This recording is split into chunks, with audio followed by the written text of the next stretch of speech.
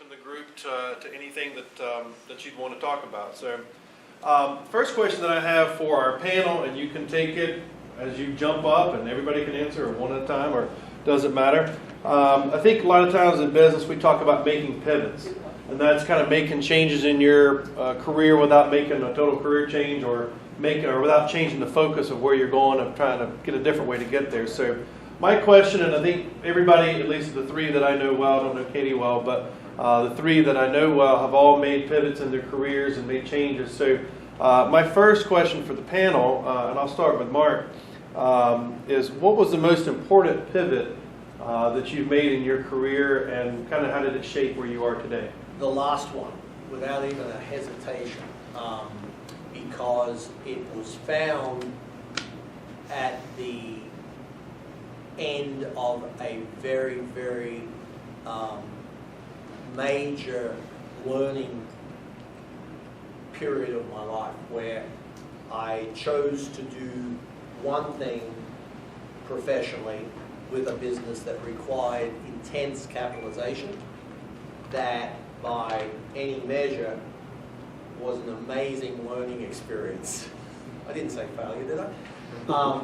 So the lessons that perspective offers, I think that you've got to be willing to look at, and as I just talked about reflection, you've got to be willing to go through that reflection, and some of it can be painful, but it opens your mind, it opens your mindset towards exploring what lessons may be now valuable to put into something else. And I don't know, quick finish to this is, I don't know that there is a definitive way of determining the pivot, but I think having the openness and the willingness to risk, to try again, I think is the most important component. The perspective, the lessons from perspective. Just going down the line? Sure. Great. Mine was deciding to go back to school. So I was working at Nike, which is a pretty tough place to get into, to break into, and I had a good reputation there and a good job there. And so when you leave Nike, the whole thing is you're not going to get back into Nike. So choosing to leave that and invest in myself, and I think that was where it really came down to it. So I only had a Nike education in my life. They taught me what business was all about, and I didn't have anything else. And I decided to leave that comfort zone, leave that job and company that I love so much, to go and invest in myself. And that, I think, is always the right move. If you can, even if you have to jump and leave the safety net to invest back in yourself and your education or your health, that's what I learned from that. Well, the one that I'm in right now is I was with Wilson Sporting Goods for nearly 30 years, so 28 years, and when I transitioned out of that, what kept coming back to me is the transition from E to E, from employee to entrepreneur, and it is a dramatic mind shift, and I know you can appreciate it, is as an employee, there are so many perks that come with being an employee, and I had a pretty high-level job at Wilson Sporting Goods, so I got to rub shoulders with Federer and Serena and all these players and get to know them, and Billie Jean King and Monfils and the rest of them. And I came across two things. Going from E to E is a mindset, which I'll talk about in just a moment, but the other is live for your passion, not just the perks. I had an enormous amount of perks in my job, which was fabulous. And I love Wilson, I still love the brand, and it gave me so much. But as I look, I say, do I have a higher calling? Would I just live for the perks of being able to go to the Grand Slams and do all those things? Or is there a higher calling, more that I can give rather than I can get from life? And it really was a great gift for me to transition, because truth be told, I probably would have ridden out the string with Wilson. I mean, it was a heck of a gig. I don't miss it. I don't miss it at all. Not that it isn't a great gig and a great brand, but I have a higher calling now. And so that's what I would challenge you, is in the positions that you're in, are you in those positions because of the perks of the position, or is it what you really should be doing at this stage in life? And those are hard questions to answer. So getting back to E very quickly, is the mindset difference between employee and entrepreneur is as an employee, you do have the perks. As an entrepreneur, you don't.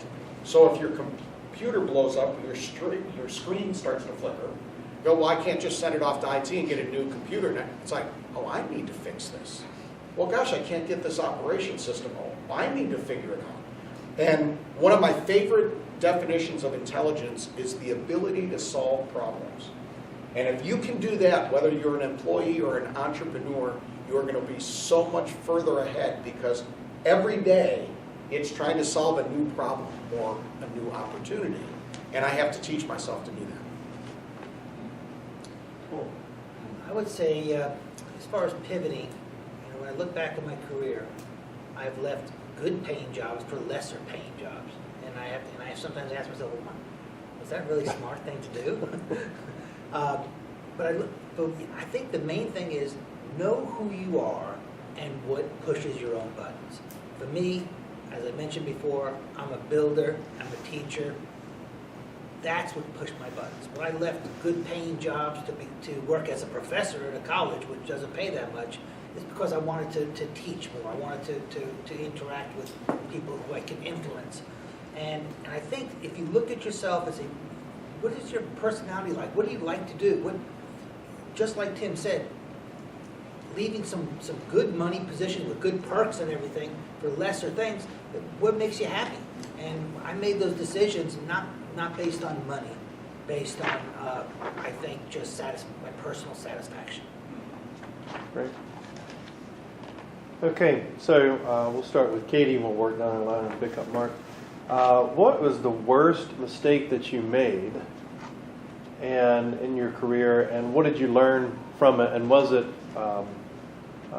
how did it help further you in what I like to call failing forward, making mistakes and learning from them moving forward? So I think I could go on and on about my mistakes, but why don't I just generalize, and they've all stemmed from lack of communication.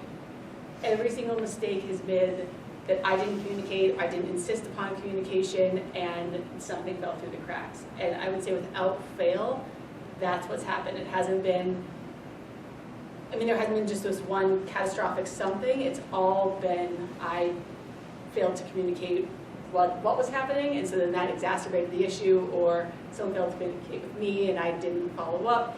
But I would say over communication, that's what I've learned, is I try now, I'm CCing the world on everything. I insist upon follow-ups, and that has really lessened those mistakes year over year. Me? Sure. Shoot, I was hoping for more time. Yeah, guys, I'm glad I wasn't asked first, because I have quite a wealth of options to talk about. I would say that the first thing that came to mind is I received a phone call the day I was getting married with a job offer from, I was back in radio and television. And he knew I was getting married that day. He called me in the morning. It's like, you were supposed to call me like a couple weeks ago. Called me that day, offered me a job at a radio station in Lexington, Kentucky. And I said, and I need to know right now. I said, well, I'm kind of busy today. I'm getting married like this afternoon, and I'm kind of getting ready. He says, I really need to know right now. I said, well, you knew I was getting married today. I said, I'm kind of tied up. And he says, listen, otherwise we're going to fill the position, that type of thing. And I said, okay, I'll take the job. And I moved from downstate Illinois to Lexington, Kentucky. And as I was on my honeymoon, it was just coming back, my spider sense was tingling. Going, there's something about this that just doesn't ring right. So much so that I called him, the station owner, and I said, listen, I'm kind of reconsidering that. I was kind of rushed when I said it. What about this? What about that? And he, said enough to satisfy my answers. Long story short, by far the biggest mistake I made is I got there, I was a fish out of water. It wasn't the radio station I thought it would. You're trying to sell advertising at a 13th rated AM station in Lexington, Kentucky as a Yankee, and I didn't like horse racing or University of Kentucky basketball. I'm in trouble. And it was so bad. And I got to do on-air work, which is what I love to do, which I'm sure that strikes all of you as a surprise. I do like to talk. Is that I'd wake up every morning with a pit in my stomach of, oh God, I don't want to do this this again. I don't want to do this again. And so the lesson for me was trust your gut. Go through the assessment, the Ben Franklin method of decision-making, pros and cons, but then trust your gut. Does this feel right? Are you going to get excited in the morning going to this, or is it going to be like me in Lexington, Kentucky, with a pit in my stomach? I'm going to have to go with, when I worked at Hopkins, I interviewed, one of the first jobs I interviewed was for a Prince tech rep. And this was going back in the 70s, and they were going to hire 5 Prince tech reps, give them these beautiful Prince vans to drive around and be technical consultants. And it was something I wanted to do. I was doing a lot of stringing. I knew the stringing side. So I flew up to Memphis and had an interview with a young man named Dave Haggerty, who was the national sales manager for Prince at that time. And I'll never forget this, because I thought I had a pretty good interview, but as I matured, I realized this is the worst interview I've ever given. And what he's asked me was a pointed question. Well, what do you think about the competitors' rackets? And I remember saying, oh, I'm using a Yamaha racket, I really like it. And then I forget the Black Max racket that was out at that time. I said, oh, that's a good racket too, it's graphite. And what he wanted to hear was, no one makes rackets better than Prince. We need someone who's going to support Prince. And it was just above my pay grade at that time. And when I look back, you need to practice interviewing, because if you don't practice interviewing, you blow opportunities that may come your way once. And I thought that would have always been a cool career for me, and it didn't happen because I was just inexperienced in the interview. Wow. I was feeling pretty good about myself until you asked that question. And as I've listened to your 3 answers, I'm going further and further back in my career and thinking about what would be considered mistakes. And I was going to start with time at the USTA. And I said, no, I'm going to go back to something that happened with the USPTA. Now I've gone all the way back to a job that I took in 1988. And I was at a 20-court facility in Boca Raton, Florida. It was a really, really good job, Tom. But there was a bigger club down the street called Boca West. Boca West, at the time, was the largest country club in the United States. It had 72 holes of golf within a gated community. So you had to go in, and it was a turnpike and 3 major roads. The only way to get into Boca West. Some of you have been there, right? And anyway, this had 36 tennis courts, and I wanted that job, and I took that job, and that was probably wasn't a mistake. It was a mistake at the time, because about 6 months probably, maybe even sooner, I started to get that pit in the stomach. Right? I didn't want to be there. It wasn't the type of job that I wanted it because it was big. So I had my first lesson about learning the suitability of something that is good for you or not. And then I, had a great career. It took me 4 years to find a job that I could move to that was good enough to support my family and made sense and so on. And that was great. Got a little itchy. Went to work for the USTA. They were launching a major initiative to hire 60 people around the country, and they wanted me to lead it. The only caveat was we've only got funding for 3 years. I said, it's me. I'm an eternal optimist. I can figure that out. And sure enough, it got to the end of 3 years, and I realized another lesson, not about the job, but about the organization that I felt that, the type of organization I was suited for. Right? And my mindset was a little too entrepreneurial for the USTA. And when the funding was cut, I was ripe to get pushed out. I got pushed out. Great lessons, right? It's put me on the path that I'm on now, and I could not be happy. And then there was, Tom. He messed up my day to day because he started talking about a time where, again, I pushed a little too hard for something that I believed in. And was it right or wrong? Morally, it was right. Professionally, was it right? It is today. So again, I come back to just the beautiful thing that time offers you. At the time when things seem a little bumpy, they're hard to get through sometimes, it's not the end.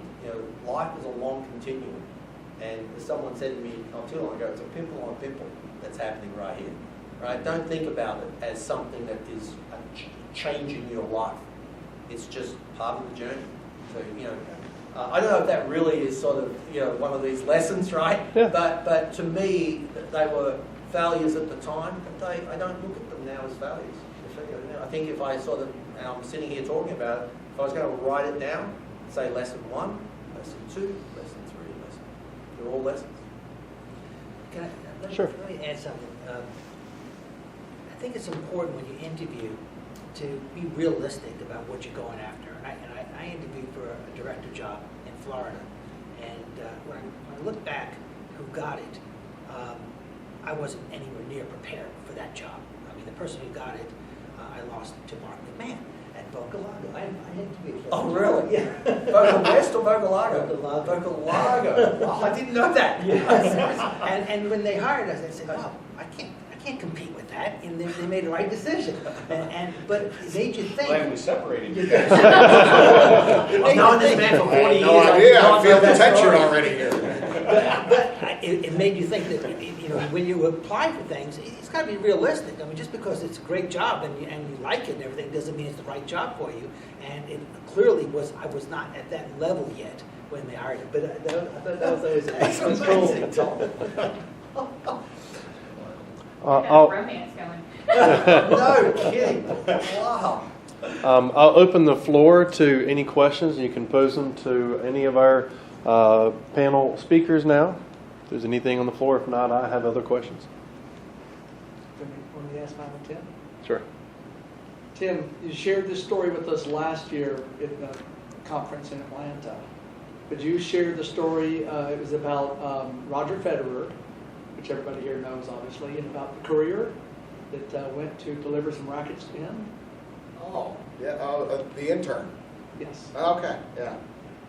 Well, I had an opportunity in Spain to spend the day with Fed, and we did a half-hour stage interview for a global summit, and I got to watch him very closely in a lot of different environments and having one-on-one personal conversations and a group lunch and then a stage interview and watch him after the interview and how he treated every single person. Didn't matter what their status was, where they were at the club, was as gracious as I've seen of a high-level celebrity. And never once did I get the vibe of, all right, I've got a 3-hour kind of, it's about time to wrap things up. And the number of prima donnas that you get in every walk of life, and if anyone qualifies as a prima donna, it could be Fed in his position. Not a hint of that. He was, as we talked about, he was where he is. And he was there. He was present. He was focused. He was aware.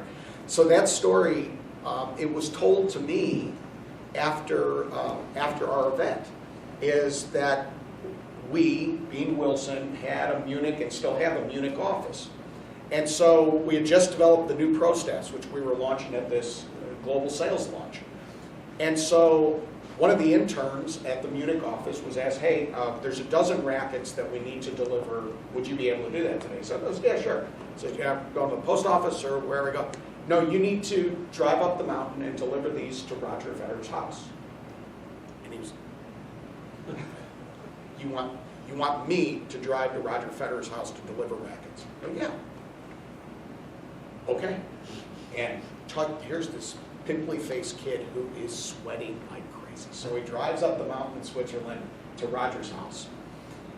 He parks in the driveway, he's nervous, gets in, rings the doorbell, and America, his wife, answers the door and says, is Mr. Federer here? I have a delivery. And she says, well, he's not here right now. He's with the kids getting ice cream. But you can stay and wait. He says, okay, I'll just wait. So Roger shows up about an hour later. And so watches him walk in, and then he goes up, rings the doorbell again. Mr. Federer says, I have your rackets. And he says, oh, thank you. He says, well, why don't you come on in? Really? You want me to come into your house? He says, comes into the house. And he says, you know what? I've been eating ice cream all day. I haven't done anything. You want to go for a walk? Me? You're asking me to go for a walk? But, yeah. So Roger and the intern go walking in the park. And there's a park bench there. He said, why don't you sit down and hang out for a little bit? Me? I'm the intern. And Roger's hanging out with the intern in a park and says, you want to take a selfie? Something like that. Me? Yes. They take a selfie and then they walk home. And in fact, I think they went to get some ice cream too. And walks home and says, thanks for the racket delivery. I really appreciate it. It's what we talked about this morning, is the opportunity to make somebody's life. And Roger Federer, with the status that he's got, takes the time with the intern and delivers rackets, was spectacular. And I'll just say one other quick little story, is after we spoke and we had our interview and everything, I'm standing off with Roger Federer, and we're talking. And I said, well, where do you go from here? Do you go to Geneva? He says, Tim, get this. He said, I've got the family here. We're going to fly to Geneva, but as soon as I go to Geneva, I've got to go to this town. And I said, well, why are you going there? He says, it's so cool. They're naming a street after me. And he was like a little kid. And I wanted to say, is this only your first street? I mean, there's Buwick Boulevard. It's like, oh, you're going to have so much fun, Roger. So, and he was like a little kid, and they're going to have a parade, and we're going to have a ceremony and all this. And he was so excited, not a hint of arrogance. I'm getting a street, not a hint of arrogance. But the other thing that stuck out in my mind of watching Roger is we had something called a step and repeat, where we had our top 50 global customers there. And we said, would you like a picture with Roger Federer? We'll have it framed, you'll come in. And so Roger stands there, next group comes up, takes a picture, and then they walk off. Well, some people brought their phones. And it was so interesting watching the reaction of the customers, because they're like, this one German guy got done taking the picture, his legs were wobbly. He was like, God, this is the greatest moment of my life. So this lady brings her phone up and says, would you mind taking a selfie with us before we take the official photographer position? He says, sure, no problem. So I go like this, and he's got his wife and, wife, husband, and Roger. Takes a picture, okay, official picture. And Roger says, well, hold on. I think you had your eyes closed. Let's take another. And I was stunned. I was stunned. Think of the number of people who go ballistic when someone sticks a phone or wants a selfie. Roger had the sensitivity, the awareness to realize this is a big moment in this lady's life. And she doesn't want a selfie with Roger Federer with her eyes closed. Can you believe that? And so I think that's what we're talking about, is just the sensitivity and awareness. And here's, if not the most popular athlete in the world, in the top one. And it's incredible how he treats every person. A great example for all of us. That's cool. Great story. I think that message is so cool, that what does the person do when it's not in front of the cameras and everything? And Absolutely. It's not going to change his status. Right. And he still does that. It's remarkable. I got to follow up on that. A few years ago in the tennis channel, they had this where Murphy Jensen, he would go to different places. And I remember he went to Roger Federer's a hotel room in Australia. And he still had the ponytails, and he walks in and he has like 15 pairs of shoes there. And he interviewed him. He did a superb interview. And at the end, he said, well, Roger, what is your motto? What do you live by? He goes in, I'm not sure who said that. I think it was Confucius. He says, it's nice to be important, but it's more important to be nice. Oh. I remember when he said that, I still got goosebumps. I saw that and I said, this is my guy for the rest of my life. That's Roger. Yeah. When I met him, I was actually writing introductions for him, and then I was emceeing a Monfils and Dimitrov event afterwards. So I'm writing this, and he walks into this small back room, and I've got my head down, and I'm at the computer. I hadn't looked up, and I hear him say, excuse me, and I look up, and he said, I just wanted to introduce myself. I'm Roger Federer. And I was so tempted to say, excuse me, do you know I'm working here? I need to focus and be aware. And I thought, he says, excuse me, to me? I was like, and it's just everything. It's just so impressive. He's just an impressive human being. That's cool. I guess again, kind of add something there. you know, I guess we're talking about, we're very blessed. We're very blessed to be around sometimes an opportunity was a country club, or maybe some, I mean, thinking about people at a resort, maybe teaching. You encounter people that on society level say they're way up here. I guess what people just are humans. We appreciate the fact that someone says, "How you doing today?" And I think about that many times. And I tell my own story, like teaching tennis to Gladys Knight. Had no idea who she was for 2 hours. Wow.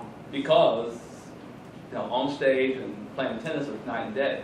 But my point being again, saying, but afterwards, like, oh, cool, kind of stuff.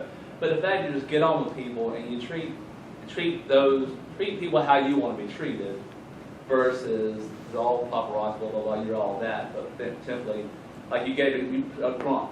Gronk's a goofy man, but he can catch a football. He can knock the mess out of somebody. Some people, everyone on this earth possesses certain talents and giftings, but why does that put them way up there? But that because they had to start with a little baby to start with. You might wipe the butt. So it's like treating people how you want to be treated. And it's like you said, some of the most amazing people, they just simply appreciate that and go, man, cool, stop by anytime. Right. And it's like, that is just like so cool. And the thing is, it So doesn't cool. take much. It don't I mean, take it just takes You're right. zero time. Tim, what happened with that intern after? Where is he now? Where is? I don't know. I'll have to go and. He's a I'll he's a see Prince if- Racketeer. Yeah. Best job he ever I wanna had. quit that job. Right. I He know. may still be and go, why would I want to leave this? I know. Maybe I'm going to be an intern the rest of my life.